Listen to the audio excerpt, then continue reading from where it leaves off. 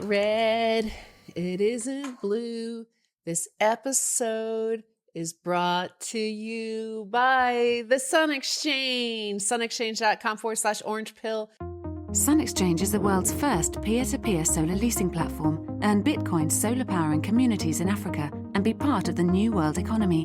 Visit thesunexchange.com/orange pill and start monetizing sunshine today. Great way to earn Bitcoin while making a positive impact and creating a more sustainable, decentralized energy future for the world. Max and I are always talking about that decentralized future, sovereign individuals, sovereign communities, sovereign people, and the Orange Pill Podcast Telegram group. So that is what I read to you for the sunexchange.com.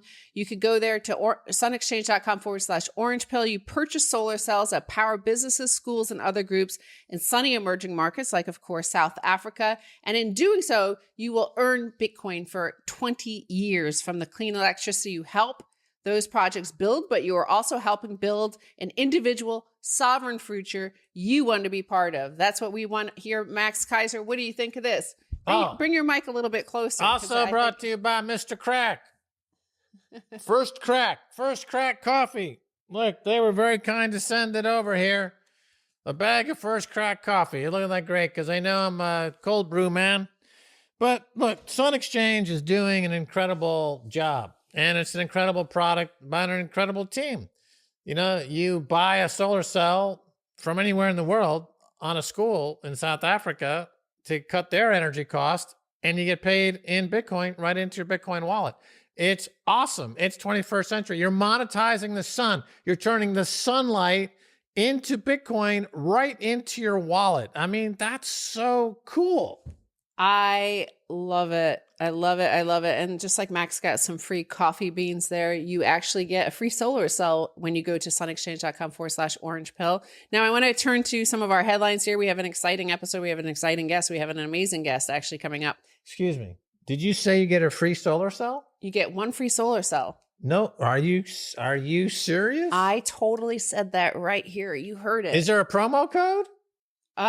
Orange pill. The sunexchange.com/orange pill? Yes. A free solar cell. It generates Bitcoin for 20 years. That could be worth $1 million.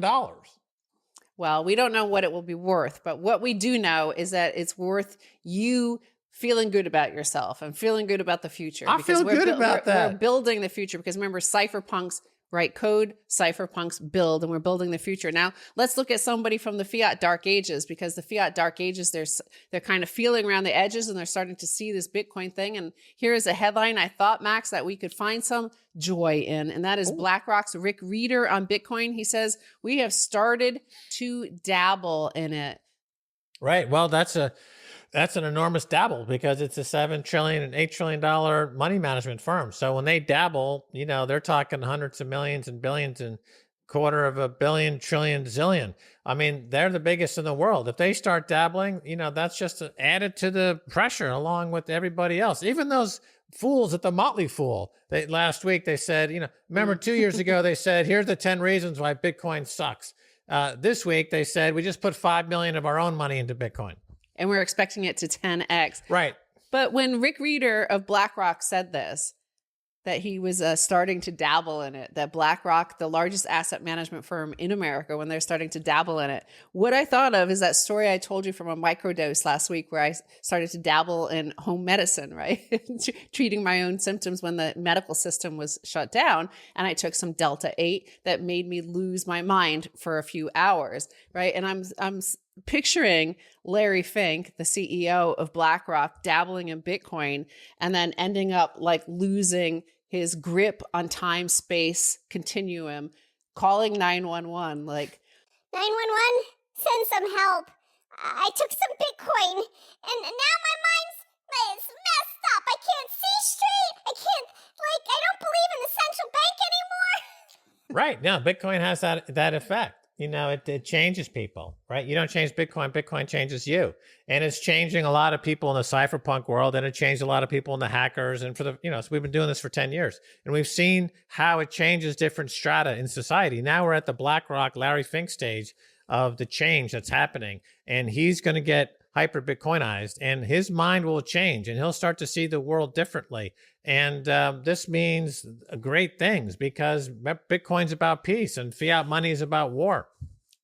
Right. And, speaking of hallucination, so, I'm picturing that this is how they start. They start to dabble in Bitcoin, and maybe the mind of Larry Fink is not going to be able to handle it.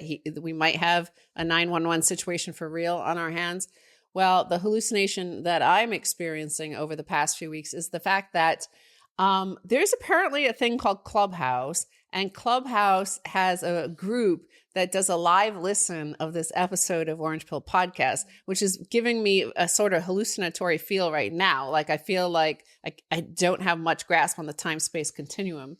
And it makes me feel like I've seen some not-so-secret portal. I've slipped into some not-so-secret portal into the collective unconscious of a whole bunch of millennials eating avocado toast. And I feel like I'm there. Look, when I heard about this, I breathed a sigh of relief, because apparently the voices in my head are something called Clubhouse.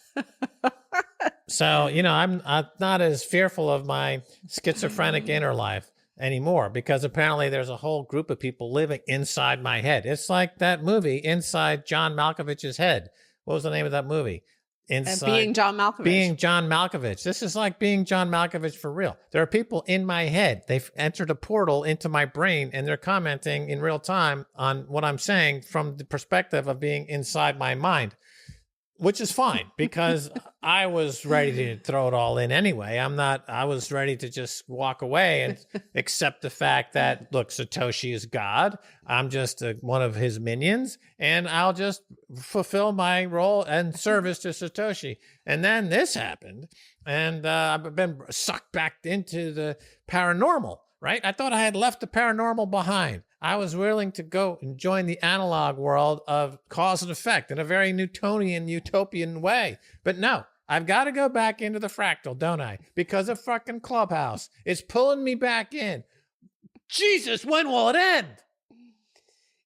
Somebody in the comments on our last microdose, the one that was microdosing Shift for Brains, he said he felt like he was watching two geriatrics in an insane asylum while he himself was on purple haze. And it felt really good. Yeah, it felt good.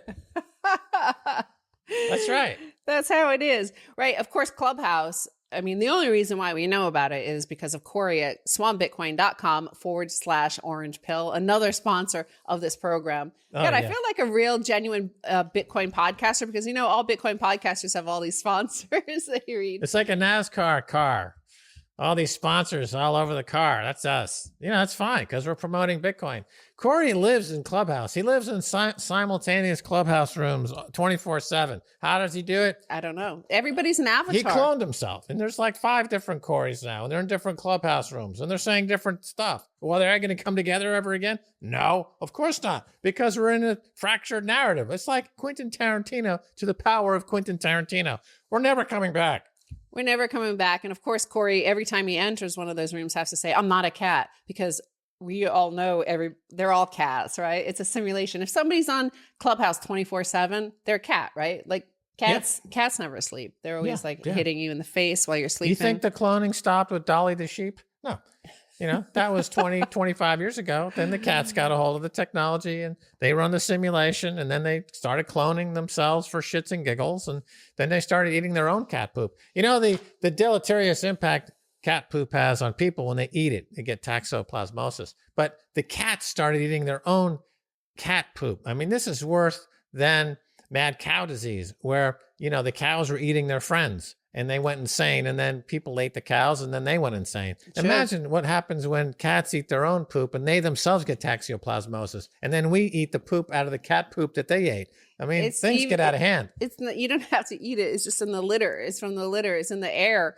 So, and they only get... It's an aerosol? Yes, because cats only get that, by the way, from being outside. If it's a strictly indoor cat, it does not get toxoplasmosis. So that adds weight to the theory that my cat Rocky was like tormenting me because she would always wake me up in the middle of the night to let her outside because that's where she got the toxoplasmosis. She's strung out on cat poop. She was. Let's move to the next headline here from Marty Bent. Bitcoin is taking power away from the dollar because there's now a free market for money. It turns out people will choose an apolitical, decentralized sound money birthed by the free market over a centralized, unsound money that steals from people over time when given the chance. He responded to himself. Again, everybody's talking to themselves in Clubhouse or talking to themselves on Twitter. That's why you see all those threads on Twitter. You see people talking to themselves. Like you go onto Clubhouse and there's like 30 rooms and they all have Corey. He's there. SwanBitcoin.com. And every one of them, I don't know how this happens. I'm Generation X. He's Boomer. We don't know how to explain it. It's outside of our realm of understanding. But nevertheless, I'm going to read you his follow-up tweet. No amount of nationalism or feigning for patriotism can stop Bitcoin. Its utility is too strong to deny. It cannot be stopped. So people want a free market money. They do. This guy, Marty Bent, I follow him on Twitter. He's got a daily newsletter as well. I think it's called Marty's Bent, which I get into my email box every day. And it's short. It's pithy. It's got highlights. It doesn't waste my time. It's worth it. We have a newsletter as well. It's called the Orange Pill Daily Dose. If you go to orangepilldailydose.com, you'll get your daily newsletter from Max and Stacy. If you go to Marty's Bent, you'll get his Marty's Bent email sent to your email box every day also. But the point is that Bitcoin is eating the dollar. We had this expression of Bitcoin is eating, gold. Bitcoin is eating silver, right? So Bitcoin is almost half the market capitalization of silver right now. It'll probably pass the market capitalization of silver, roughly $1.9 trillion in the next 3 or 4 months. And of course, Bitcoin's going to eat gold. Gold's at $10 trillion. Well, what's the market for the US dollar? It's literally hundreds of trillions of dollars. So therefore, his point being that we need to think about, okay, Bitcoin's going to eat the dollar. Extrapolate that and you get a Bitcoin price of close to $1 million. Yeah. So, people are going to choose what is best for them. And that's why so many of these central planners try to cut off that ability for you to even be able to do that. Like we've already talked about with gold, right? Gold is so manipulated. We saw even Jeffrey Gundlach, right? He's a big gold bug, but he goes, I guess gold is not the chaos money or whatever. Like he said, it's not pandemic money. It's not working. It's not doing what it should do. Because why not? Because the central planners of that fiat dark ages, they don't want you to have an out, right?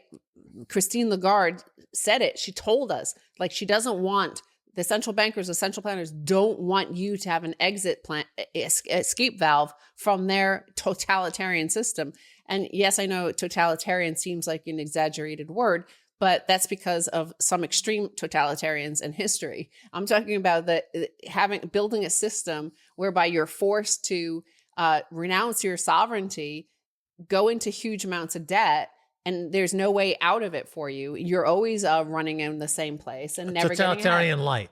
It's like a system designed to gaslight you that it's called a meritocracy. If you can, we are all given the same chance. Just try to get ahead, and you'll never get ahead in that fiat system. No. Well, if I'm hearing what you're saying there, you're emphasizing the point that in this Marty Bent tweet that he's talking about choice, right? That people, if you give them a choice of Bitcoin versus anything else, including the US dollar, what we're seeing is that they're going to choose the US dollar. And now in the past, when people have made a choice like that, they were penalized by the totalitarians in various guises that would cut off access to having individual sovereignty or having true free speech and having unconfiscatable wealth. These things were never allowed before.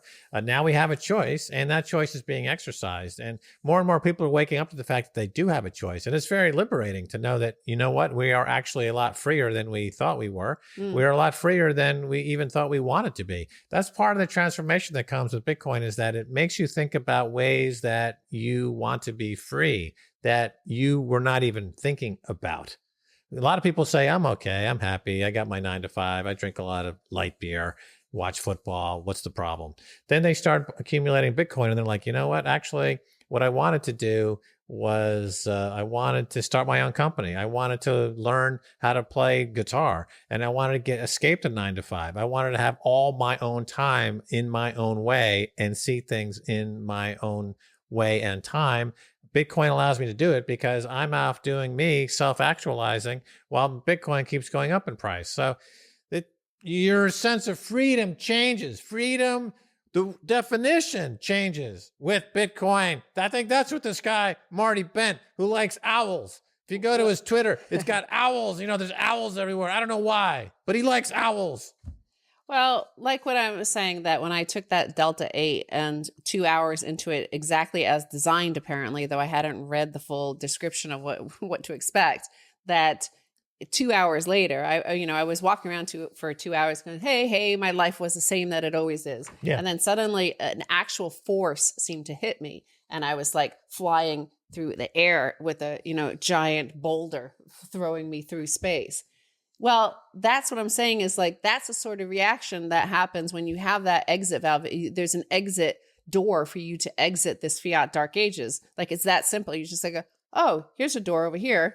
Spin the Bitcoin wheel, like the Fold app, right? You went from THS gummy bears to Aldous Huxley in one swoop. Well, that's why people tune into this, because I'm comparing it to that moment that we're saying BlackRock's Rick Reeder is saying we have started to dabble in it. So like, here's an exit door that they don't realize, like we're in a fun house, a fiat fun house. They are in this fiat dark ages. They are seemingly to most people in the fiat fun house that the likes of BlackRock are the top kings of it, right? They've mastered the game. They're up at the top.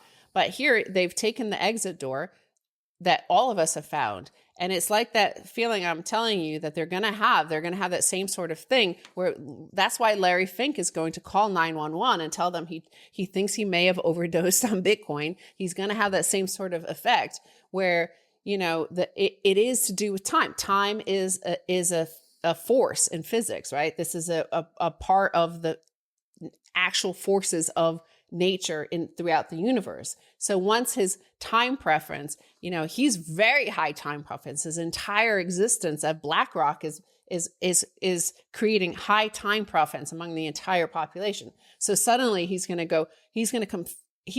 really fast, right? Very high time preference is going to slam into low time preference, and it's going to feel like, whoa, like he's going to be, Max, can you see me? Over the event horizon. He's going to come to you with the shakes one day, and he's going to ask for help. He's going to say, Max, I've overdosed on Bitcoin. Can you help me? Yeah. We got to talk Larry Fink down from his overdose of Bitcoin for sure. I mean, we're here with open arms. First thing you do, Larry, is change your name from Larry Fink to anything, from Larry Fink to anything, because that's a horrible name. Change your name to Larry Bitcoin. Yeah, exactly. But that time perception, perception is all that tripping thing is about, right? When you're tripping is because of all your, you're used to seeing certain things in certain ways, even if it is actually chaotic, but your brain has organized the doors of perception. Yeah. Right. Carlos Castaneda and his books. Indian. Use your Google app. So when you start to, that's what I'm saying. It's like a tripping effect because of the time value, the time preference that you start to engage in. It shifts your perception. It is tripping on Bitcoin. Yeah, no, I am with you on that. It is an hallucinogenic, for sure. And it's peyote. I've never taken that. No, but of course. I but feel I've like read about it. I've read about those tripping on peyote out there in the desert, like Jim Morrison. I was going to say, I've listened to some Jim Morrison songs, so I kind of get the idea, like what it might feel like just by listening. Yeah, to the gummy bear thing. You talk about it in the past, but I sense that you actually dropped a couple of lids today. Carlos Castaneda, Yeah, The Four Carlos Agreements, Castaneda. The Teaching of Don Juan, Journey to Ixtlan, Teachings of The Don teaching Juan. Don Juan, yes, very good. This is a key book for the Shamanism, the hallucinogenic generation of the 60s and 70s. That this was their Bible, really. Peru. He was from Peru. We have a lot of people in our Telegram group from Peru. So yeah, it's an excellent book. You can get a contact high from reading those books. So it's an easy way to get high without doing drugs. You without just read taking his Delta books. 8. No, you don't need Delta 8 like Stacy appears to have a Delta 8 thing flashback. going on. Flashback. She's having a flashback now on Delta 8. We're in or a maybe Clubhouse. a residual drip. Sometimes it hits you later, it comes at you. So you never know. It's that's what kids, be careful with this stuff. It's dangerous. Are we in Clubhouse right now? God, I hope not. I feel like we might be. I don't know. I mean, I'm feeling a certain urgency to it all. Like my nipples are getting really aroused. I don't know why. That usually happens when I have some insight into something that I wasn't really thinking about consciously, but it's going to come out in the near future. I don't know why. It's just something in my physiognomy. Well, this is why this sort of talk really brought back sunexchange.com/orange pill to the show. They want some of this sort of thought that Max is emanating onto the screen right now. But it's time now to turn to our guest because you're going to love this. I can't lactate, but sometimes I get stigmata. Okay, we're going to go to Adam O. He's like, I think he might be one of these cats because, I think, the whole What does Adam O stand for? It sounds so rock and roll. Adam O. Don't know. Adam O. Why only the first initial of that? Maybe his name is O. It's better than Fink. Again, if your name is Larry Fink, you got to change your name immediately. I predict Larry Fink will change his name in the next 6 months.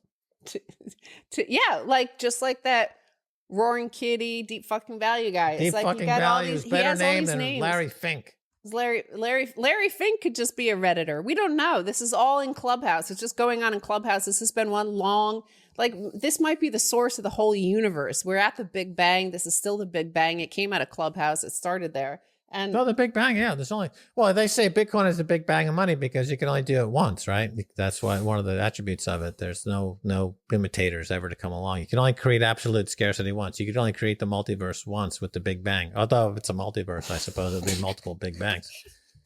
You're still high. I can't believe it. Either that or this Clubhouse thing is also hallucinogenic. Let's go to Adam O. All right, let's do it. And right now, to join us on the Orange Pill podcast, we have Adam O, also known as Denver, also known as Adam, and he is the head of business development at Upstream Data Incorporated. Adam, welcome to Orange Pill podcast. Hey, thanks for having me, guys. It's great to be here and talk with you guys. You're both legends in my mind, so absolutely ecstatic to connect. Cool. That's why we invited you on to tell us these good words. Oh, yeah, I'm feeling the love. I'm loving it. Let me ask you this, Adam O. So give the folks a breakdown. Upstream Data is what? What do you do over there? So we're a company, we build data centers and as well as engines. So we work with oil and gas operators and build them the infrastructure required, high quality data centers for them to use out in the oil field in order to bring their stranded methane to market. Right. So a lot of oil and gas operators are out there flaring gas. They can now bring that gas to market profitably. In fact, it's quite profitable with current Bitcoin prices. But there are some practical and issues involved with that. These need to be all weather kind of data centers, and you need to generate power on site. And so we just build data centers to different scales for oil and gas operators that are looking to, instead of flare their gas, they're looking to bring it to market and actually turn it into a revenue stream. Okay, go deeper into that. Stranded energy, what is it? And let's actually apply it to a real world example because we've been talking about Nigeria. Nigeria just recently banned its banks from allowing any citizens or companies within Nigeria from using cryptocurrencies. So, Nigeria is, you think of Nigeria and you think of the images of all that flaring going on, causing local environmental disasters. But what opportunity costs are they missing there? How much money could they be making, basically using that flaring to mine Bitcoin instead? Well, a significant amount. I mean, a lot of these guys have really clean methane gas, right? They in the oil field, they call it sweet gas. And the reason that they don't sell it, the reason that they're burning it is because it's just not economically feasible to bring it to market, right? So, and what that means is if, it may not be a really great quantity of gas, but it's really high quality gas. And so due to the fact that it's not there's not, an insane quantity, to build a pipeline to try and then, bring that gas to market, the ROI is just very unattractive, right? You have to spend millions of dollars on a pipeline, all the bureaucratic loophole or hoops you have to jump through. And it's an absolute, it's a nonsensical investment to try to pipeline it into infrastructure. So ultimately what they're left with is either they can shut the well in, right? Or they can produce crude and they just burn the gas. And so they have nothing else to do with this gas. They can't sell it. And now with Bitcoin mining, right, they can effectively bring it to market quite efficiently by generating computational work on site and just, mining Bitcoin. And so in a way, it's just a means by which for them to sell gas, direct to consumer, if you will. Right. So this is one of the unique things about Bitcoin and Bitcoin mining is that it is portable. And so what you're describing there is something new in the energy business.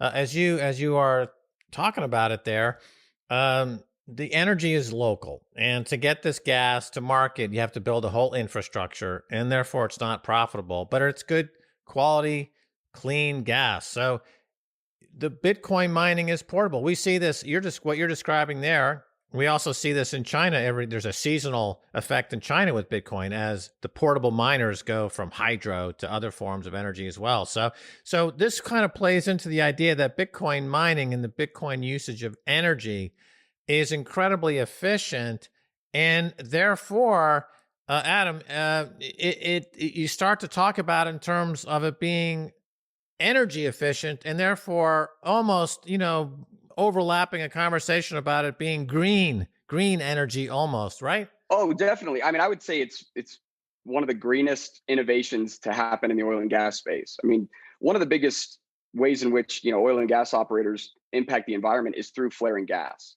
Because a flare is not very efficient oftentimes, right? And the reason they flare the gas is because to vent it into the atmosphere is really bad, right? Methane is 50, 60 times worse as a greenhouse gas than carbon dioxide. So, but with a flare, oftentimes, the flare is only 50, 65% efficient. And so you're still venting a percentage of that methane into the atmosphere. When you go in and you end up, essentially capping that flare because you're going to consume it, that the ROI per dollar spent in terms of the environmental impact is unparalleled. I mean, mainstream environmental initiatives don't even compare to the dollar ROI on the environment that we can get by mining Bitcoin in this specific arena. And so that's why we're building for these operators. And beyond that, you're right about it being portable, being modular, and that's a really important aspect, right? That the actual infrastructure can be quite portable, quite modular. But beyond that, Bitcoin is very flexible, right? It's not like a Google server where if you go down, it's absolute disaster, right? So you can constantly be fluctuating how much you're mining with how much you're producing, and there's no really inherent or practical loss in that process. So Bitcoin is kind of this perfect mechanism by which to utilize any energy that can't be economically brought to market. It's the perfect tool for delivering that energy to market, and with very minimal loss, right? Because we've gotten to the point where these hardware devices, these ASICs that people mine with, are really efficient. I mean, even the S9s are pretty darn efficient when you look at it from like a thermodynamic conversion point of view. And so ultimately what we're talking about is one of the greatest tools that's ever been leveraged in the oil and gas space. And we're just starting to see it be leveraged because, people are just coming around. Price is a powerful manipulator of opinion. And, Bitcoin at $50,000, it's, people are talking about it, people are looking at it. So I'd say, yeah, Max, it's really green. Right. So you're saying there, of all the initiatives out there, the green initiatives, carbon and cap trading, or various programs, there's nothing more efficient right now than the conversion of flaring gas to Bitcoin mining. I mean, if you take a country like Nigeria, they've got an incredible flaring gas all over the country. And I would imagine that single location alone is contributing significantly to greenhouse gases, methane, which is actually a lot more greenhouse gas-like than carbon dioxide. Yeah. And so let me also get this straight. So you're at Upstream Data, and you're talking about data. So you are you're basically in the oil and gas industry. You're supplying data to the oil and gas industry, but you're giving them. It's almost like Moneyball, big data. We saw that film Moneyball, where it's big data applied to baseball. You're big data of oil and gas. Is that a fair characterization, or have I lost my mind? Well, no. I mean, I think it's somewhat of a characterization. Maybe somewhat accurate, right? I think the only part of that translation that maybe gets lost is, rather than being very complicated, right? We build really practically, right? We build practical structures that are intuitive to these oil and gas engineers, right? The founder of Upstream Data, Steve Barber, who's an awesome guy. He's a big fan of you, Max. He made sure that I would mention that. I think he's a petroleum engineer. He's an oil and gas guy by trade. And so he's built structures in the oil and gas space for on-site use his whole life. And so he just builds a practical structure that these oil and gas guys will be able to understand how to use. And then we go through and we teach them, hey, this is how to set up, a mining pool. This is why you'd want to use firmware. We're kind of just hold their hand as they kind of dip their toe into this new technology, right? But ultimately, this is just a tool for them. And so we're just building them the tools to sell gas, right? Sell gas that they otherwise were either losing money on or just wasn't making them any money. So it's just a real practical application. It's crazy. So also presumably a few things I have. Okay. Locals often are very against fracking in their area because of the flaring and things like that. So this presumably reduces that problem quite significantly. Secondly, I'm assuming that these oil and gas guys then have to learn a little bit about ASICs and stuff because ASICs do go down often. So, what happens? Or do you guys have to repair that like when they go down? And Texas, we saw recently just with these huge storms, their whole energy grid was taken offline. And there are, of course, loads of Bitcoin miners down there. And we have friends who are Bitcoin miners down there, and they shut down their Bitcoin operations. As you say, it's very flexible. They shut it down and they sold their energy back to the grid. So answer all those questions. You get a lot there. Yeah. So starting off, I guess, as a solution to this problem, I think what's the greatest part about this solution is that it doesn't need to be something the regulators come out and make people do, right? There's a natural incentive for these oil and gas operators to do this because there's an economic incentive, there's a financial incentive, right? So they're actually financially incentivized to be mitigating their methane gas because they might as well be bringing it to market and making a buck. So that's just one point I think is worth highlighting because it's a big difference between a lot of initiatives, right? So this is a naturally occurring shift. That's a good thing. And so yes, down in Texas with what's going on right now with the grid issue, one thing I'll say that's great about this from a Bitcoin mining perspective is that this hardens Bitcoin, where the grid can go down and I'm still mining Bitcoin, right? I found my way to Upstream Data by being a customer of Upstream Data 3 years ago, and so I'm actually was doing this process before I started working for them, and one of the things I really liked about that was it's very defensive, right? It's defensive from Bitcoin's point of view, and it's also regulatorily defensive, right? I'm doing a service for the environment. And so that's one aspect that I think is those kinds of risk profiles are going to become more inherent and a more poignant part of a business plan and part of the risk that any miner is going to take. And I think this decade, what we're going to see is miners shift to off-grid mining, because it's a much more practical and often, and most of the time, more economic way to mine Bitcoin. So I think, there's that aspect, and it's partly due to that flexibility that, ultimately, if you can find the best energy source, you might as well. And if you can modularize your mining, then it makes sense to move it. In terms of what's happening down in Texas and the grid going down, I have a lot of opinions on that. I mean, where would you like me to kind of start? I mean, well, so that's interesting because the way you described it, off-grid mining, right? Like follow up on that. So you're saying like one individual fracking rig and they have the flaring and your service provides, like it contains that flare, you convert it into energy, you use the energy there to mine Bitcoin. So it's not taking energy from the electric grid that everybody else is. So right. It's not relying on that, right? So you Right. see more of that happening. Well, yeah, I do, because one, it's more economic, right? I mean, the further upstream that you go in the energy production process, the more economic the energy becomes typically, right? So that's why I think upstream oil and gas producers will be the biggest Bitcoin miners by the end of this decade. It just makes sense, right? They have just ungodly amounts of energy that they can't efficiently or economically bring to market, and now they can. And so, right. And so we're going to see them start to leverage it. Now, the Bitcoin price has to obviously be pretty high for all of them to get involved, right? The numbers would dictate that the Bitcoin price has to be in the multi-millions because that's how much gas we waste. We waste over a billion cubic feet a day just in the U.S. flaring. Yeah, right? and I mean, it's massive. I understand up in the Dakotas, like there's a lot of waste as well because they just don't have the pipelines. So there's and because of the higher energy, do you need like a certain grade of oil or natural gas? Yeah, I mean, there's sour gas that would need to be severely treated before you could generate power with it, but you could still do it, right? It just adds to the economic. It just becomes a part of the economic equation now, right? It's less attractive than gas that you don't have to treat. So I think the lowest hanging fruit is this really sweet methane that's just getting lit on fire all over the country, all over North America, just for the sake of we can't make a buck trying to sell it. And the environmental impact of building a pipeline has to come into consideration as well, right? If you want to have that discussion. And so this is just a perfectly practical solution for them and a good thing. In terms of Texas, I'll be short with it, but I think what Bitcoin mining is going to do is it's going to incentivize us to produce more energy.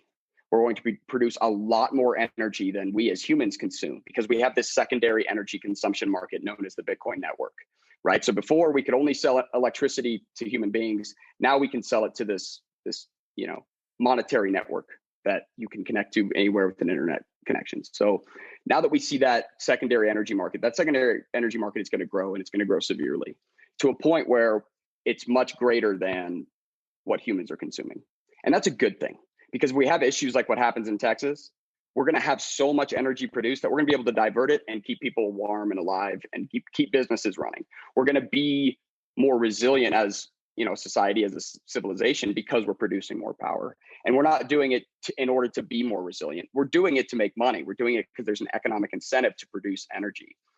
But the result's going to be that we're better off. And so that's what I think is just such a powerful driver in Bitcoin. It's very subtle, but we're starting to see it pick up. We're starting to see it kind of unfold. Right. So there's a difference between making money and the price signal. So what you're saying, what you're describing is that right now the price signal is terrible. The prices are completely misaligned in that industry relative to what you can do with Bitcoin. As the Bitcoin gets more integrated into the energy grid, price signals start to become more commensurate with what would be our optimal relationship with our energy industry as human beings. And that means less pollution. I mean, so it's like waste. a win, less waste. So the economic incentive and the number go up technology and making money certainly is a huge part of the equation. But there's another part of it, which is that I think people just hate to see all that flaring gas. It offends us. Not only is it wasteful, but it's like, that's such a waste. Now, it's a tragedy. It's a tragedy.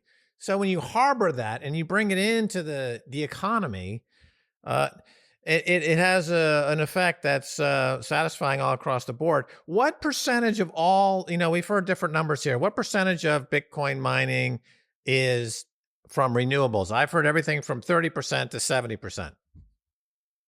I don't know if I have a precise figure on that, but I'd say a lot. Like I'd say it would surprise me if it wasn't a majority, just because it's economically more attractive to find. And it's definitely kinds of- heading into the renewable direction. It's gaining whatever it is. It's getting Yeah, higher.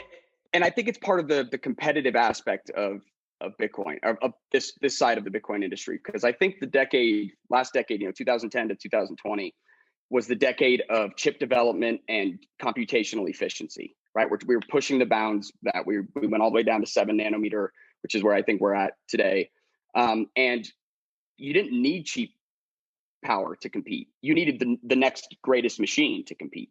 That was the name of the game. And now that we've kind of, approached the marginal return to, kind of squeeze everything we can out of efficiency, I think this decade, what we're going to see is the investment dollars are going to shift towards sourcing more economic sources of energy, because the ROI per dollar on sourcing a primary energy source like flared gas is just so much more attractive than developing a 5 nanometer chip, right? And the barriers to entry are just so much lower. I mean, they're not insane. And so I think that's what we're going to see is the commoditization of the hardware, where, I think by the next maybe 15 years, we'll see pretty much everybody mining with the exact same machines. And the difference maker is going to be what's your energy. And once we're there, who can compete? Who can mine the longest? And it's going to be the guys that have stranded energy that they can't bring to market. It's going to be the oil and gas operators with flared gas. Definitely are going to be in there and competing with any other miners that maybe have hydroelectric or whatever, because their cost is almost zero. Right? They're there to produce crude. This gas just happens to be coming along, and it's not a ton, but it's enough to generate a good bit of power. Right. So there was so much in that conversation we're having there, and I like the point of the fact that how efficient Bitcoin mining process makes the energy, like this waste that you were talking about, because that's like what Buckminster Fuller said, is that there's no such thing as pollution. He said there's just waste, right? You're just wasting resources, energy that could have been used to produce something, more efficiently, and we wasted it. But also in terms of all this stranded energy, you just think of, that's the amazing thing is right now the world is set up and it creates disadvantages for some because, some regions don't have oil and gas, right? Saudi Arabia has a lot of oil and gas and they're super wealthy. Other nations don't. But all nations have something like wind or solar or the Amazon, the whole Amazon region. I mean, imagine all the hydroelectric from just the sheer volume of water flowing through there. It just feels like with what you're talking about here, that, tapping the stranded energy all over the world in some remote places, up in the Himalayas, out in Siberia, it just seems like it could help distribute Bitcoin even further and deeper out into the world. Yeah, I think that Bitcoin mining will only become more geographically decentralized. I just do. I think it's inherent in kind of the process that I was talking about, how we're going to see miners shift toward off-grid solutions, towards stranded energy sources. And I think what that will do is modularize the process. We won't see these, kind of giant facilities that are on grid. But this is the point that you were kind of getting at there, Stacy, that's I think is really important is, a lot of these intermittent energy sources, these renewables or green energy like wind and solar, from an investment point of view, they suck. I mean, they're not attractive. The ROIs are really not great on them because they're not very efficient at bringing energy to market, at delivering, because when they're producing, oftentimes whatever market they're supplying isn't demanding electricity at that point in time. And then, you have these fluctuations and you have a ton of stranded and wasted energy in that process. But then you enter in Bitcoin mining, right? You apply Bitcoin mining to this process of a windmill or even a solar farm. And all of a sudden, the investment becomes more attractive.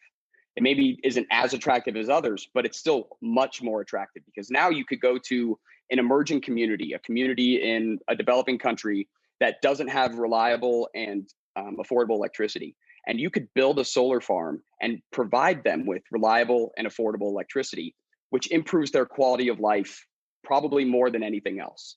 Right? With electricity, it's possible they can have clean water and sanitation and manufacturing. And right, there's all these things that come with a reliable electric grid, a reliable electric source. And so now it's economically feasible and even attractive to go build this solar farm, because while this community is developing and while they're, advancing and beginning to use then the electricity that they can leverage, you can still make a buck.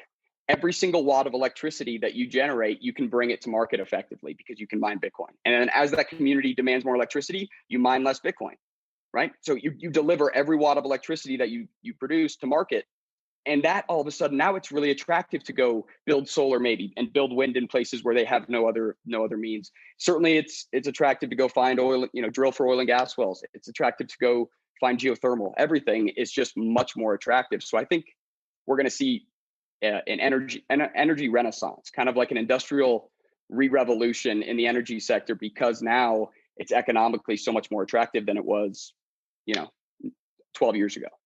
Right. So you're talking about stranded populations, right? There are populations out there that are off the grid, but with Bitcoin mining, they then can become individually sovereign. They have their own little sovereignty going. And as you point out, that also means water and other things come with that. So will populations migrate to where they can get energy? And away from, let's say, the migration to a city, right? So if you're in a city which is highly inefficient, but you're making money, et cetera, we've seen that for 100 years. Is it going to be more decentralized, where populations will just decide to migrate to where they can get the cheapest energy, let's say a hydroelectric plant or hydroelectric or something, or solar or flaring gas? And so we have a lot more distributed, miniature populations, if you will. What do you think of this? Yeah, that's kind of what I agree with you in that kind of a hypothesis, is that, I think we'll see less concentration of populations. We'll see, kind of what I would call maybe the explosion of small communities popping up, because it's feasible for them to. And when it comes down to being a sovereign individual, right? I think there's a few tools we're missing. I mean, we have sovereign money, and that's fantastic. I think for the most part, we have, sovereign information, sovereign communication. We're for the most part able to communicate quite freely in that way. But sovereign travel is one. So, the ability to have my own personal drone. But sovereign power is one of the biggest ones that no one talks about. The ability to generate your own electricity need be. And it, kind of goes back to what happened in Texas is, I think every person should have the ability to generate their own electricity. I think that's a fundamental tool, or you could call it a fundamental luxury of, the first world in the society we live in today. And if we're able to give that to people, I think what we're going to see is a better world. But right now we currently have, a lot of bureaucratic regulation and other rulemaking around energy production. And we get in positions where our energy stack on the grid is divided between these categories. And when one of the categories entirely fails and a percentage of the other categories also begin to fail because of extreme weather in Texas, we see an absolute disaster. We see, people without energy electricity for 40 hours. So, I mean, I think Bitcoin in one way, shape, or form solves this problem because it incentivizes people to produce more energy than we're producing now. And that's a good thing, right? That's an amazing way to look at it. And, this episode of Orange Pill Podcast is sponsored by the Sun Exchange, which operates out of South Africa. And it's a remarkable thing because what they do is people around the world could buy solar cells that then get, put on the roofs of various schools across South Africa, the remote schools, cutting their costs. This remote school will have their energy costs cut hugely because the South African energy grid is pretty dilapidated and it's all coal-based, by the way, which is from another century. So here they get the solar grid. But what you're saying is, of course, there's a lot of energy waste because, if you don't consume it all at the peak, 11 a.m. to 2 p.m., at the peak of the sun, if you're not using it all, then it just gets wasted. So you're saying you could balance it out Would upstream data, does your service, I know you work with oil and gas, but does it also work with with that sort of situation where you have any energy provider, whether it's hydroelectric, oil and gas, or solar, if there's energy that's not being used by customers, then it could be used to mine Bitcoin? Yeah, our data centers could be plugged in from any primary energy source. We just work with oil and gas operators because they're the ones that, right now I think they're the ones feeling the most pain and in need of this tool the most. And we, that's our company's field is oil and gas. That's where the company was born. And so plus we also build engines that utilize nat gas to generate electricity. So that's what we specifically build for. But our data centers, yeah, they could be used all over. That's part of the windfall of Bitcoin is that even these oil and gas producers, we look at it like, hey, this is a tool you're going to have on your balance sheet, and you're going to move these things around. Like you're going to have it on a well, and maybe you're fracking that well or producing it or whatever, and you're going to use that gas. But if the gas depletes off of it, right, you can just pick the thing up and go drop it on another well, plumb into the flare line, and you're back up and running. And now you're stopping gas from over here. And so, I think some of the permanent infrastructure that comes with bringing energy to market that exists in oil and gas is commonplace. But now it doesn't make sense to build permanent infrastructure in this regard. You don't want to build permanent infrastructure by the well because the well might deplete, right? You want to be able to pick up that Bitcoin mine, drop it off somewhere else, and get going. And so that's kind of how we look at it. It's just something that they can leverage. And before they usually had to build an LNG facility, which is a massive structure, for the most part permanent, or a pain in the butt to demolish.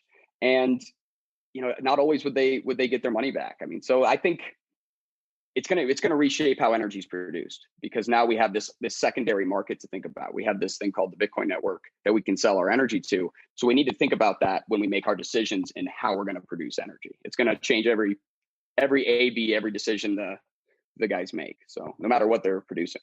Right. Should the U.S. be mining Bitcoin and getting involved with Bitcoin as a strategic reserve? Because I notice that some countries now, whether it's Iran or Venezuela or a few others, they're starting to mine and hoard Bitcoin as a strategic reserve. It seems, does the U.S. have an advantage there? In other words, does the U.S. have an advantage in terms of their cost of energy? I understand that in Texas now the cost is pretty low. And is this an opportunity that the U.S. should be doing right now while we still have a shot at being competitive globally in the Bitcoin space? Adam? Yes, I think they should. I mean, absolutely, I think they should. And we are more than capable of competing. I think ultimately it may seem like we're late in the game to Bitcoin mining. And, sometimes I have to remind myself, I think we're in the first inning. I mean, still, because the semiconductor space is so bottlenecked and it's essentially a monopoly, if not, I mean, it's an oligopoly, but it's so constrained right now that, I mean, even Ford is having a hard time producing trucks because they can't get chips. They can't get semiconductors to produce their trucks. And so I think what would even be more beneficial, what I would like to see more than I'd like to see the U.S. government begin mining Bitcoin, is I'd like to see the U.S. government get really serious about erecting a foundry or multiple foundries throughout the United States to produce semiconductors, to produce chips, right? Because there's a massive silicon production problem that is just it's killing the ability for Bitcoin miners to really evolve. There's just not enough machines being produced right now. So ultimately, I think where we're at today is we're essentially at full deployment, where any hardware that's out there in the market is plugged in because it's profitable to plug it in at most all average electricity rates because of the Bitcoin price. And yet we're still not seeing the hash rate go crazy. And I think that's because supply constraints. There's not enough miners being produced. And so, we need to get serious about producing computer chips. We need to get serious about building foundries in the US. That's, I think, step one. At that point, I don't even know if the government in the US needs to get involved, because the energy companies in the US are going to get involved. The oil and gas companies are going to get involved.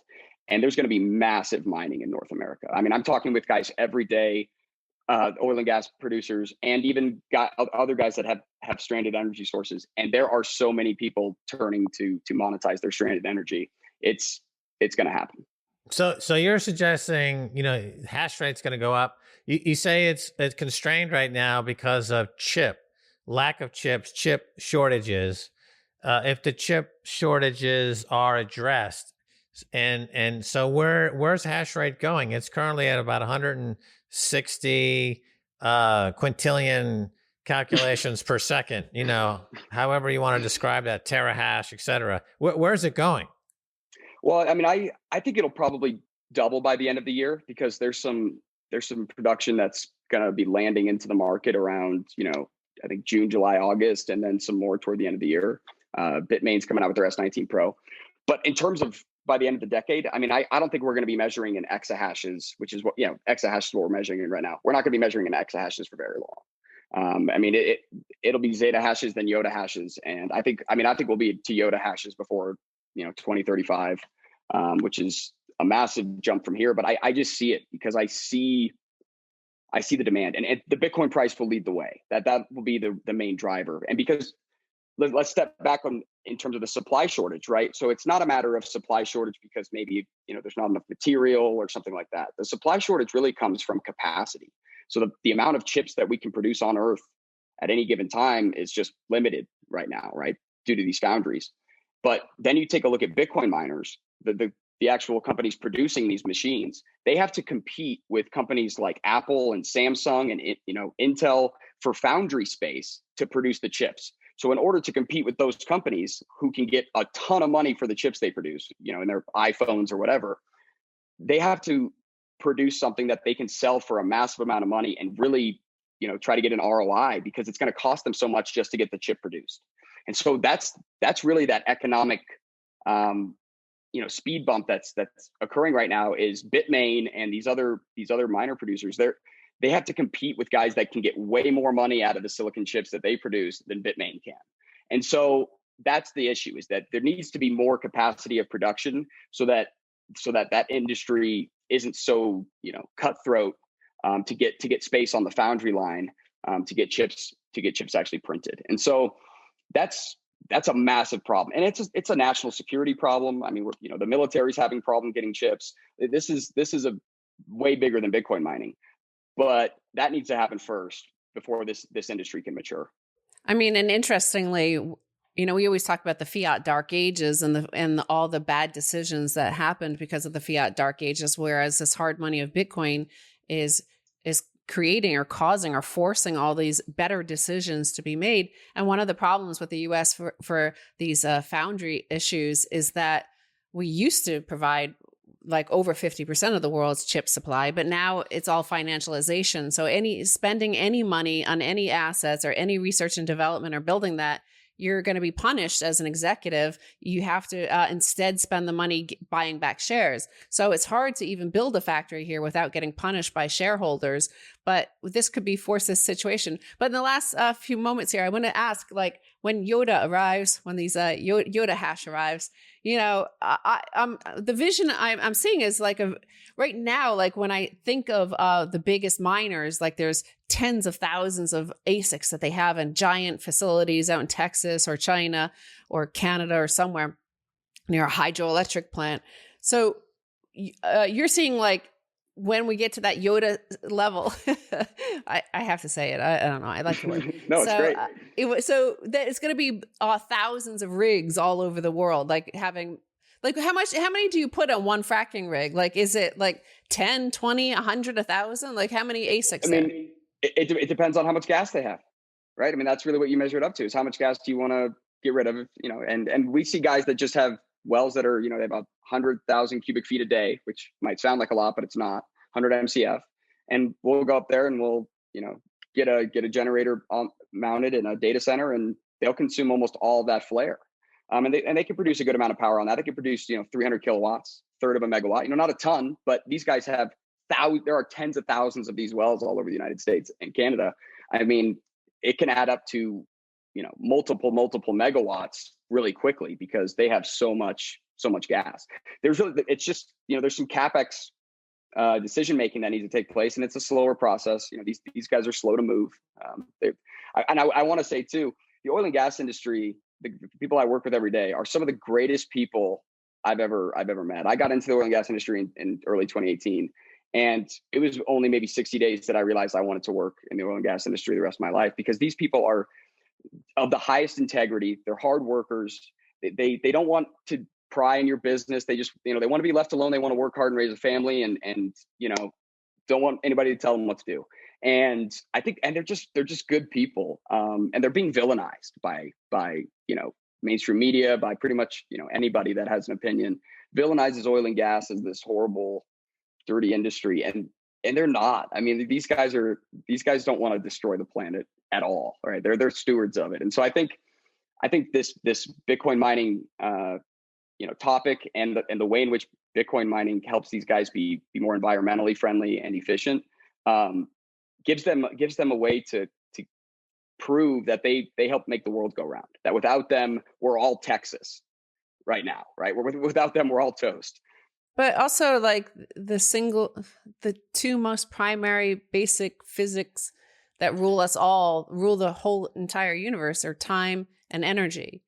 And Bitcoin is a way to make that, like, capture it and harmonize it with all of our lives. Because like I say, fiat dark ages makes everything upside down. It tries to break the laws of physics. And we saw that with negative interest rates on money. That's negative time value. Then we saw negative prices on oil last year. Like, all those things are totally insane. Those are the insane things. Like, crazy. If people are shouting about something, they should be shouting about, like, breaking the laws of physics.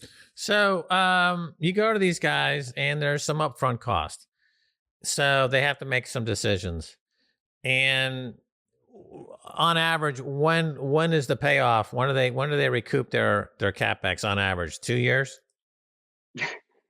I can't, like, guarantee kind of. No, but I'm just saying roughly. I'll say today. Today I ran through the numbers, yesterday afternoon with a company. Yesterday we looked at a data center investment, and all in on this investment was a small investment. They were thinking, it's going to be less than $60,000 for power generation miners and data center. And they'd be making like $480, $500 a day. It's a 100-day ROI. Yeah. I mean, that's the Bitcoin price today, right? Because the Bitcoin price today is just crazy.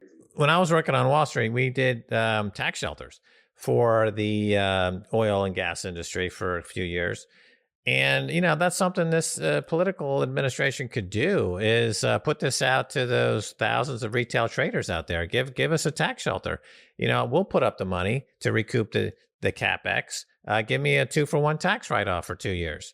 And let's get this whole industry going. America could be number one in this with some creative thinking. Let's create it. You're right. I mean, there's and that's 500,000 stockbrokers out there looking for products to sell. Give them a 2-for-1 tax write-off with a gas flare conversion Bitcoin limited partnership deal, and I'll buy some right now. I'll put the order in today.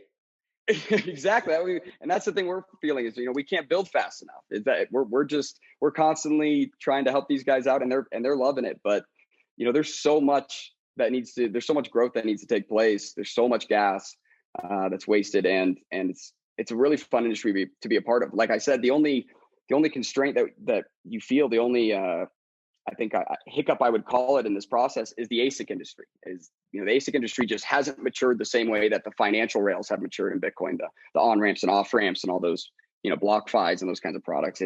It's just hasn't seen the same investment and same serious growth. And it's a tragedy too. But I think with the information age, we've got to start building foundries. It's got to at some point become economic to be able to start supplying more of these chips. I don't know why that cartel has got such a tight rope on it, but it seems to be the case. One last quick question. You've got a block clock behind you and it's flashing green every now and then. Is that signaling a new block being born, or is it the time? What is it signaling? No, it's cycling through the different readouts, I think. So right now it's on price. So we're at 52,097. Max is just saying that because we have one Yeah, we here, have but one we here. don't. We can't figure out how to turn it on and make it work. We can't get our block clock working. It just says hello. We said I could get it working for you. okay. I can help you out. Okay, we'll do that after this Yeah, we'll call. get this working. You know, we this is us. Like we DM NVK Rodolfo, Yeah. and he just laughs at us. He just writes back, ha ha ha. Yeah, he like, laughs at we're us. like, he's like, Yeah, that's funny. Yeah, he, dude. think, That's awesome. he thinks we're boomers. He's like, okay, boomer, and just won't help us. Yeah. So I see you're like Gen Z, so we'll have you help us out. I'd see the oil and gas industry is scrappy. They're hardworking. They're ready to assist. They come to people's aid. Not like that NVK. He's Canadian. What? They don't do shit up in Canada. They're all welfare bums. On hockey skates. They're playing hockey and collecting government money. So we got to get some guy like Adam here who knows what the hell he's doing. Thanks for being on. All Thanks right. for being on Orange Phil. Thanks Yes. for wearing the orange shirt. Very, very suave. Always. Very clever. Couldn't pass it up. I mean, it's too fun of an opportunity. One thing I did want to mention too is Max. I mean, you're such a legend in the Bitcoin space. It's so much It's fun true. to watch your videos. I mean, I have to ask you, like, where do you get that energy sometimes? I mean, does it just come to you when they hand you the microphone and you just start actually getting pissed about the things you're about to talk about? Yeah, And I'm you're like, totally. "That's it, I'm just gonna let 'em know." I'm always angry. It's always I'm either on idle Bruce Banner. where I'm not in gear at all, or I'm angry. Those are my two speeds. So it's like I'm just here waiting for you to finish your question, and then I'm gonna get fifth gear anger right now because that's wrong. That's 100% wrong. I'll explain it quickly in the and we don't have much time, but I'll say, there is, if you study generations, there's one called Generation Jones. So think of it. Max was 9 when we landed a man on the moon, and they were 9 thinking, all right, this is going to be great. And then we did nothing. Like we were just like financialized everything and tore it apart. And we're like, hey, I thought I was going to the moon. I thought I would be living on Mars by now. Yeah, and we got 1969 nothing. was peak. You had Mets won the World Series. The Jets won the Super Bowl. Man landed on the moon. And that was peak America. I was 9 years old, and now everything has gone to shit since then. And that's the source of his anger. That's it. I want to get back. And then everybody just became a banker for some reason. Yeah, exactly. I was in. So you would be angry too. Now you don't have to be. I am angry. I know I'm already angry. I mean, I got Bitcoin, which gives, it just gives me that optimism, right? And I'm too on fire for what I'm doing right now. And I mean, with price going high, it's just, it's hard work having this much fun.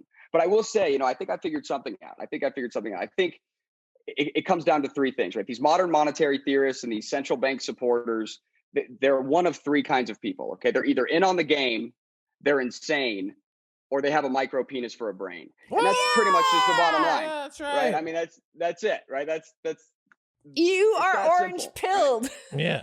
Orange No, pill. but I like listening to what. Are you a millennial? I take it. Yeah, I'm 29.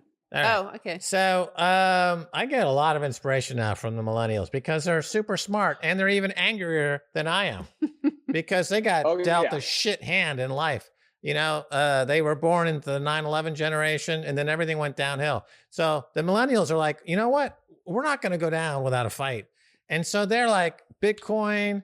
They're smart, really smart. They're not like dazed and confused like the Gen X people. They're not old and tottering fools like the boomers. They're like vibrant. They're ready to go. And we Gen X and boomers and stuff, like all we did, we're like, we have a placard. We're going to tell you to stop doing the bad things to us. Yeah. And you guys are just like, I've got Bitcoin. Yeah, right. No placard. You don't need a placard, right? That's right. They got the fuck you money. That's why I'm aligning myself with the millennials. And we right when we all became kind of adults and we all entered the real world, we all realized that everything we've been told was a lie. That we've been living a part of this scam, right? That it wasn't the way that we've been told, and the dollar wasn't what we've been told it was. And like you said, we wanted to go make an impact, and I think like Bitcoin is just such it's rejuvenating thing to find, right? Because when you feel that you're not getting robbed every day of the week, yeah, you're free to be happy in many ways, right? You're free to not have to carry that burden, and it's huge. Well, we saw the great financial crisis, Speaking of huge, this is our final exit, but you're the my most favorite guest, my favoriteest guest, because you're the only one that understands my theory on the micropenis, and you got it. Right. This is going mainstream now. They're going to put this in the sales literature over at this company. It's going to be, don't be a micro penis, hire upstream data to That's get a good way to sell you. to go big. Go big or stay home. Don't be a micro penis. Exactly. Okay. And all those guys on the fence, they'll be like, you know what? I was not sure, but damn it, I'm gonna buy it. Hook me up right now. I'll go to the bank today and I'll get a loan because this makes sense to me. I don't have a micro penis. I'm ready to go big. Exactly, because if you are a fracking operation and you don't have an upstream data incorporated rig, obviously you have a micro penis. Look, so you're the whole just saying fracking business is one huge phallic symbol in the desert, right? They're just sticking up there like a freaking erection, oh my God. looking for the essential quantities of life's nurture is giving oil and gas. Okay, we have to go. I'll drink your milkshake. What? Can I get one? I just want to say one thing real quick. Okay, one plug, if you will.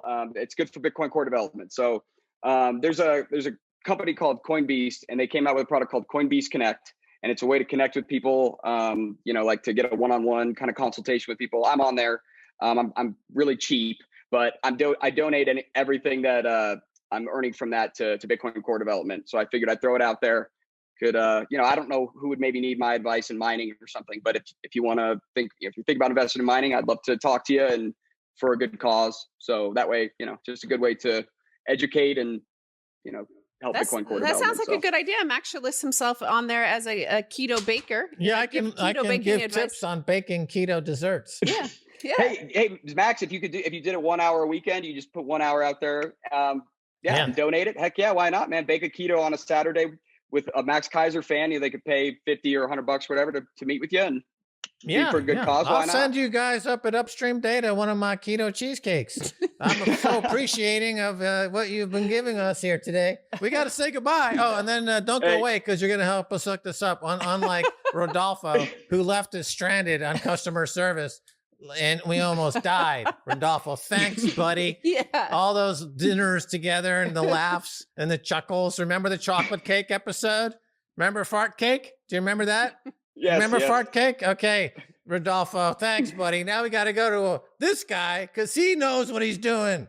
All right. Well, we never solved what the O stands for. And we didn't get our block clock working yet, but we will soon. We're talking about PHP gummy bears earlier. I'm simple man. I'm basic taste. I thought you were going to say simple minded. I'm simple minded.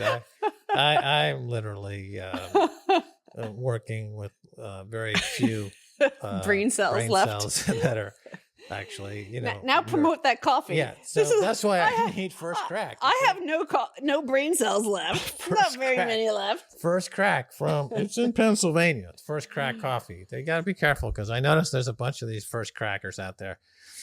And they sent me this from First Crack in Pennsylvania. They sent me this bag, this shirt, and this bag of coffee beans. And literally, that's all it takes is a bag of coffee, and Max is like promoting you on. That's it. I can't open them. I didn't bring my scissors. This is going to be a disaster. I can tell. This is like. I'm so close. This is dead air. I'm so close on the radio. To these beans. I need them so much. So. Yeah. I want to talk about that Adam O guy. Like, even if he was a cat, he was a pretty cool cat, right? Like, that's like half the time I don't know, especially if somebody's a millennial, I don't know if they're really a person or a cat. And it's kind of, I feel like I'm being gaslit by this next generation. Yeah, totally. But he mentioned like that bit of a conversation about the, stranded energy, the fact that all this energy exists that just gets wasted, right? It's not pollution or anything. It gets wasted. And I'm hoping I think this is a good idea to expand into South Africa with this notion of balancing it between the needs of the people, their electric needs at that moment. And always, as soon as it declines a little bit, then you start mining Bitcoin. And Sun Exchange has one project that I think is really cool because it's in Zimbabwe. And, Zimbabwe provides so much of the blueberries that are exported to Europe. I had no idea. Yeah, it's a huge blueberry market, and this project one of the big producers of blueberries, but a load of other agricultural products. Actually, it's called Nimbe, and they buy from all these small farmers all over Zimbabwe, and they export it to Europe and around the world. So according to sunexchange.com/orange pill, this project offers Sun Exchange members a new level of value and earnings because it's the first to include battery storage, which allows Nimbe to go off the grid and use solar power 24/7, even when the sun is not shining. That means you can earn solar powered Bitcoin around the clock. Time, energy, time value, energy value, time. Am I speaking weird? Am I in Clubhouse again? No. I heard every single word. I just can't remember it. But nevertheless, Zimbabwe blueberry farms powered by Sun Exchange, paying you Bitcoin 24/7. That's the best thing I've heard about in months and months. You know, who doesn't love blueberries, right? I have some powdered freeze-dried blueberries in the pantry. Because he's a keto baker. That I put them in my keto cheesecake, okay? There's nothing better than freeze-dried blueberries, and apparently some of them come from Zimbabwe and were grown hydroponically by the Sun Exchange solar panels that are tapping the sun's own energy and converting it into Bitcoin, which I then use to bake into my cheesecake, actual private keys. When you eat my cheesecake, you are imbibing the private key that intermingles with your inner psychological child, and they birth a new person that becomes your outer being within just 9 minutes before the next block, because everything has to happen before the next block, because when the next block is blocked, there's a whole new universe. It's a big bang every 10 minutes in the Bitcoin space. I was doing Winona Ryder. Remember when she was up there receiving her Oscar or the Emmy Award? She was with the other team members of a project, and she was going like, she's so brilliant. She could have been Satoshi. Like, we could have been watching her like, oh no, if I just move the hash rate to there. Yeah. Like that's like, she looked like a true Satoshi, right? She made a big comeback recently in a project, Winona Ryder. She had a big comeback. She's a talented performer. But I got to talk about the career of the woman who was in that movie we saw that we couldn't stop watching, a birdhouse or bird bath, Sandra Bullock. Bird. Yeah, we'll talk about that for a few moments before we move to our Bitcoin topics. We can skip it altogether. That's really more like a microdose conversation. Yeah, we'll say that for the microdose. Yeah. The Sandra Bullock, and what was the name of that project anyway? Was it Bird? It was Bird Box. Right.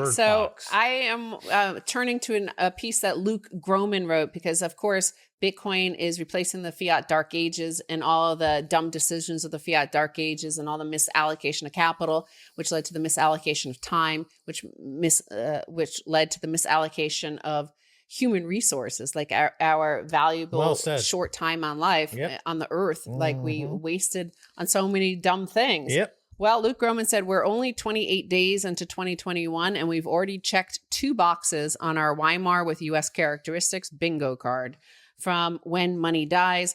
And I bring this up because I noticed a lot of people talking about When Money Dies recently, and this is talking about Weimar Germany and, how it destroyed the minds of a nation, right? And destroyed a people. Yep. And, of course, altered history. But back in the Weimar Germany days, what they're mentioning is that gambling on the stock exchanges went berserk, right? So that was the only place left to avoid losing all of one's money and perhaps even add to it. So people started going crazy on the stock market, gambling. On the other hand, you had people organized around communism. They called themselves communists, and they stormed the parliament. So they were wanting UBI and MMT, right? Essentially. So you see a lot of those things starting to already happen in 2020, and storming the Senate, storming the Congress, storming Capitol Hill, demanding MMT, demanding free money, demanding that $10,000 write-off on student debts is not enough. We need $50,000. We need not $1,400. We need $2,000 stimulus check. So that's both of those are like storming the Treasury, storming the Congress. Yeah. And then you have wild speculation on the stock market. Right. Well, this is inflation, right? So you see Hyperinflation. Well, you see it like with lumber right now. Price of lumber just hit a new all-time high, $1,000 per lumber contract, I guess it's called. I'm not sure how lumber is priced exactly, but it was $300 last year. Now it's at $1,000, all-time high. So, right, lumber obviously goes into housing and all manner of construction and part of the economy. And so that's hitting new all-time highs. Copper's hitting new highs. Oil's at a new year or multi-year high. Commodities are entering into a bull market. Looks like a secular bull market. So that's inflation, and it reflects mostly a loss of purchasing power with the U.S. dollar, and it is the result of all this money printing. Now, back in 2008, the big bailout that occurred was by quantitative easing, which was this massive multi-trillion-dollar infusion of money. And at that time, a lot of folks said, hey, it's going to cause inflation. But we haven't had inflation as the government defines it now for 12 years. We've had asset price inflation because of the way all the jobs are outsourced to China. So wages in America were flat to declining. But the people who shipped those jobs to China were able to reap the benefit of asset price inflation that was goosed up by being able to borrow at that 0% interest rate as part of the quantitative easing and money printing that went along. To be fair, in 2008, people like Peter Schiff were saying, hey, this is going to bring a big inflationary pump. And people like Paul Krugman at the New York Times were saying, no, it was not going to do that. But here we are in 2021, and that latent inflation is now starting to trickle down into the real economy. People are really starting to notice it. So this is saying about, if you compare it to Weimar Germany, which came after World War I, was a form of government, in between the Kaiser, after World War I and before Kaiser, World War II. World War I, the Kaiser, I believe. Yeah, Kaiser Wilhelm. Kaiser Wilhelm. And then they had World War I that they lost horribly. Then they had the Weimar. And then they went into the crazy, crazy time. So in Weimar, you had this hyperinflationary, it's always cited as the textbook case of hyperinflation. So if in fact people are more and more, I see the same thing every day. I see people saying, oh, Weimar Republic, that we're talking about hyperinflation. So loss of confidence in the US dollar, and prices start to go crazy in the stock market, and all these things are happening. And I'm also talking about, as I started from the very top of the show, Rick Reeder from BlackRock is saying he's starting to dabble in it. I then said it's like that moment when I took the Delta 8, when I started to dabble in that, I lost my mind. What you're seeing is the same sort of disintegration of perception. That's like all the structure that your brain and your eyes, like they're all connected and they make sense of the chaos of the world around you, because everything is in chaos and it makes order and structure. So when you're hyperinflating currency, when your currency is disintegrating, the people are part of the fabric of the society and the economy, and they start disintegrating. There was wild speculation. There was storming of the Congress. So there's a lot. That's part of the perception. That's me having to cling onto the wall, finding the bathroom. These are the same things. People are clinging to the wall, trying to figure out how to, get to the next day. Right. There's an expression, once you let the inflation genie out of the bottle, right? You can't put it back in. So what does that mean? That means when once people lose confidence in the currency, they are engaging in wild speculation of buying stuff before it loses in value, right? Your currency is depreciating wildly. So you're buying as much as you can right now before your currency loses more value. So you're panic buying stuff. It could be the stock market. It will definitely be Bitcoin. Bitcoin will be panic bought by people around the world who are panicking about the fiat money system collapsing in a Weimar Germany style way. So that's when you say you're making the dabbling comparison or the gummy bear comparison laced with THC. The perception changes, and you forget what the old structures are and what's keeping you sane. Like they're all like, it's very fragile. The whole as soon as you're the organizing once the principle, confidence in the currency is lost, you cannot get it back. Because that's the bottom line. That's what I'm saying is like there's seemingly sound structures organizing our economies and societies. And then once you lose faith in them, it's just like losing faith. And like, I know where the bathroom is, it's over there, and I'm supposed to walk to it. And it's like, instead I'm like, oh my God, like hanging onto the wall. And it's like, well, now I've lost faith in whether or not, like, am I standing up or not? And here, they point out that what happened in another book, somebody quoted responding to Luke Gromen, Defying Hitler was the name of the book, and talked about the exit valve, the life raft, because what was to be done? This person, this is actual testimony from somebody who lived there.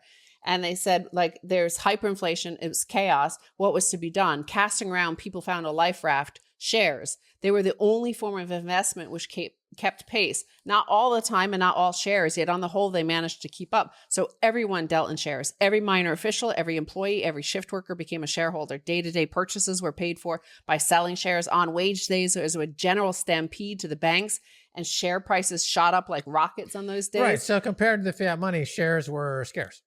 Shares compared were scarce. to fiat money. Although, and so everybody was stampeding to go get same some. thing with gold. So gold went from a 1-to-1 relationship with the Reichsmark to a 1 trillion to 1 during this period. People, and we talked about this a moment ago, comparing it to Michael Saylor, comparing him to a very famous industrialist of Weimar Germany, who was borrowing money essentially at that low cost and buying back their own shares or speculating in assets. Yeah. And they became fabulously wealthy. So what Michael Saylor is doing and what Elon Musk are doing is now they are engaged in a speculative attack against the Federal Reserve Bank, against paper money, because up until Michael Saylor, people thought that low interest rates were, quote, not inflationary and fighting deflation. They said that. Those were the actual words coming out of the central bank's mouth.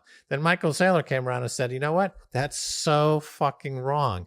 You're creating asset inflation. The money supply is growing at 15 to 20% a year. And let me prove it to you. I'm going to go buy something called Bitcoin with absolute scarcity, and I'm going to watch it skyrocket in value as a result of what you're doing. And I'm going to reap the benefit of it. So I don't need to say anything. All I need to do is keep buying Bitcoin. And now that message is filtering out to the billionaire class. And they're all realizing, you know what? That's absolutely right. This whole thing is coming apart. We get more Bitcoin we own, the better we'll be. So these shares were going like wildly, up 100% a week or whatever. And again, it was supposed to be a life raft. Relative to the currency, it was a life raft, right? But then sometimes the shares would collapse and thousands of people hurtled towards the abyss. They became absolutely impoverished. They were throwing themselves off buildings. And the old, especially, they said, had the worst of it during Weimar because they were like at home, elderly, frail. They didn't have they weren't wildly, because you had to be very like agile. Like everything was like going up 100% one day, 400% the next day, then down 300%. So this was you had to be there every day, every minute, like speculating. So there was mass suicide amongst the old and stuff like that. So you're going to see that starting to happen with these corporate balance sheets. You're going to see, as you say, autoerotic suicide from these balance sheets. If they don't protect themselves, and the same with the individuals, if you don't protect yourself with even just a few Satoshis, one day, as Max said, like, we don't know how much Satoshis are going to be worth $1 million, but they might be if you have the hyperinflation. Everybody back then thought it was insane to think that one Reichsmark could go to $1 trillion, $1 trillion worth of gold, like a trillion Reichsmark to 1 ounce of gold instead of one. Like, it was a huge hyperinflation, and we could have that. Like, that's why it's worth, like, even if you can only get $10 when you sign up with Orange. If you're in America, if you're an American resident, you can go to swanbitcoin.com/orange pill. You get $10 worth of Satoshis. And indeed, like those in that sort of situation, if we lose control of this, and you never know, you want to be anti-fragile, right? You protect yourself. This is the sort of thing you did, Max, on Wall Street, right? You sold insurance against utter black swan events. And this is like an out of the put money option thing sort of situation into the future. You would get $10 with Satoshis. Right. It's a hedge against catastrophe. And it works. It's working brilliantly so far. And, I remember when you're talking there, I saw a series, maybe it was a BBC or something, and the 5 most debauched cities in history. And they talked about these 5 cities that went through incredible periods of debauchery. And one of them was Weimar, Germany, during the Weimar Republic. And one of the corollaries of having a collapse like that is that the level of debauchery goes off the charts, and you see things that, because people have, and at the end of the day, they only have one thing to sell to stay alive, and that's sex. So the sexual proclivities became more outrageous and bizarre. So it's like the Weimar Germany sex life in that cities were totally off the charts, bizarro. Kind of fascinating to see what. But again, that's impact because is. the disintegration of the organizing institutions and principles and ideology of your economy and people, like this, that's the way any, like, thousands of people organize into a community, and you have organizing principles. And once those disappear because of something like hyperinflation, one of those crazy moments in history is during the first like wave of the bubonic plague. Yeah. And I think the Vatican moved to Avignon or something. So the world was in chaos. Like people all around you were just dropping dead. And Right. Milan, I remember reading this story about Milan just went insane. Like people were like, self-flagellating in the streets and walking around. Others were just like total debauchery and after orgies. 9 months after 9/11, there was a huge baby boom in New York City. So one of the results of that is that neighbors in apartments who had ignored each other for years just started and they're having kids. That's pretty interesting. Well, thank you for joining us on this Orange Pill podcast. And I look forward to hearing the echo boom of this in the Clubhouse and seeing what's going on there. Yeah. The thing about it is like, I've you got a can't really, first crack. you can't really sneak in there because like everybody would see my name. So like, I'd like to go sneak in there and listen to what you're saying about me right now. You What get do a doppelganger. I thought, can't you use one of your multiple personalities? Like a Sybil attack, but on yourself? What are you saying about me right now? No, I mean, I've got the same issue. I think that's why we, work well together, is that all of our multiple personalities are friends. Okay, bye.